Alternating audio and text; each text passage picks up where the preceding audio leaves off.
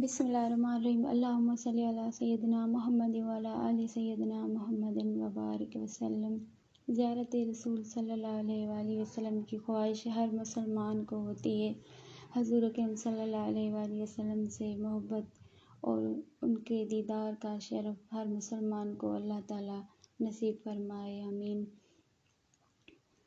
زیارت رسول صلی اللہ علیہ وآلہ وسلم کے لیے چند درود پاک کے وظائف اس ویڈیو میں بتائے جا رہے ہیں، جو کہ مجرب اور آزمودہ ہیں۔ لیکن وظیفے بتانے سے پہلے یہ بات واضح کرتی چلوں کہ دنیا میں ایسا کوئی عمل نہیں ہے کہ کوئی عمل کرے اور معاذ اللہ حضور صلی اللہ علیہ وآلہ وسلم مجبور ہو کر اس کے خواب میں تشریف فرما ہوں گے۔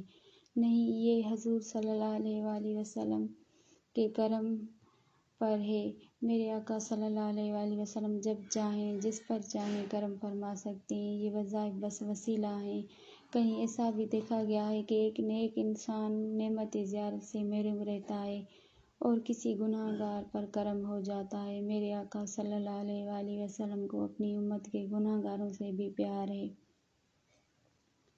یہ نہیں کہا جا سکتا کہ صرف نیک لوگوں کو ہی حبیب خدا صلی اللہ علیہ وآلہ وسلم کی زیارت نصیب ہو سکتی ہے۔ حضور اگر چاہیں تو گناہ گار کو بھی شرف زیارت سے نواز سکتے ہیں۔ یہ حضور سید عالم صلی اللہ علیہ وآلہ وسلم کی عنایت ہے امت پر۔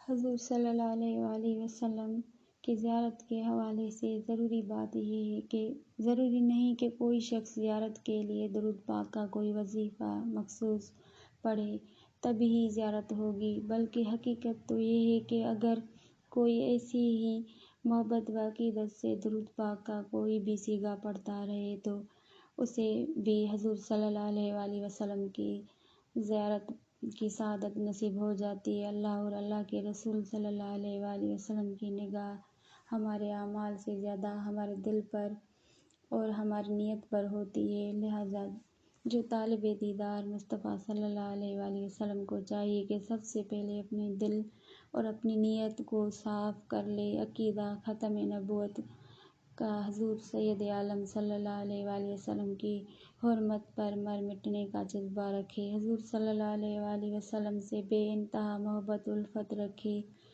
حضور صلی اللہ علیہ وآلہ وسلم کی اولاد کا بے حد ادب کرے، حضور صلی اللہ علیہ وآلہ وسلم کے اصحاب کا ادب احترام کرے، تو پھر خواب کیا سجاگی میں بھی زیارتیں نصیب ہوتی رہتی ہیں۔ زیارت رسول صلی اللہ علیہ وآلہ وسلم کے لیے یہ درود پاک کا وظیفہ کریں۔ جو شخص خواب میں حبیب خدا صلی اللہ علیہ وآلہ وسلم کی زیارت کی خواہش رکھتا ہے، وہ جمعے کی رات 2 رکعت نماز نفل اس طرح پڑھے کہ ہر رکعت میں سورۃ فاتحہ کے بعد 35 مرتبہ سورۃ اخلاص پڑھے۔ سلام پھیرنے کے بعد اسی جگہ بیٹھ کر توجہ اور دھیان کے ساتھ شوق اور محبت کے ساتھ 1000 مرتبہ یہ درود پاک پڑھے۔ انشاءاللہ الکریم آقا کریم صلی اللہ علیہ وآلہ وسلم کرم فرما کر خواب میں شرف زیارت سے نواز دیں گے۔ اور دوسرا درود پاک کا وظیفہ یہ ہے کہ جو شخص ہر نماز کے بعد توجہ و تعظیم، محبت و عقیدت کے ساتھ 100 مرتبہ درود فتح روضہ رسول صلی اللہ علیہ وآلہ وسلم کی سنہری جالیوں کا تصور رکھ کر پڑھے، 7 دن تک یہ عمل کرنے والے کو انشاءاللہ تعالیٰ یا مدینے کی زیارت نصیب ہوگی یا پھر مدینے والے آقا صلی اللہ علیہ وآلہ وسلم کی زیارت نصیب ہوگی۔ درود پاک یہ ہے۔ زیارت رسول صلی اللہ علیہ وآلہ وسلم کے لیے ایک اور وظیفہ درود پاک کا کتاب جذب القلوب میں لکھا ہے کہ جو شخص روزانہ باوضو اور توجہ اور تعظیم کے ساتھ 313 مرتبہ یہ درود پاک پڑھتا رہے، اسے خواب میں سید عالم صلی اللہ علیہ وآلہ وسلم کی زیارت نصیب ہوگی۔ درود پاک یہ ہے۔ زیارت رسول صلی اللہ علیہ وآلہ وسلم کے لیے ایک اور درود پاک کا وظیفہ جمعرات کی رات یا جمعے کی رات پہلے 4 رکعت نماز نفل اس طرح پڑھنے چاہیے کہ پہلی رکعت میں سورۃ فاتحہ کے بعد 1 مرتبہ سورۃ قدر، دوسری رکعت میں سورۃ زلزلہ، تیسری رکعت میں سورۃ کافرون، چوتھی رکعت میں سورۃ فلق اور ناس پڑھی جائے۔ سلام کے بعد اسی جگہ پر باادب طریقے سے بیٹھ کر توجہ اور محبت کے ساتھ 1000 مرتبہ درود فاتحہ پڑھا جائے۔ انشاءاللہ تعالیٰ اگر نیت اچھی ہوگی اور طلب سچی ہوگی تو زیارت رسول صلی اللہ علیہ وآلہ وسلم ضرور نصیب ہوگا۔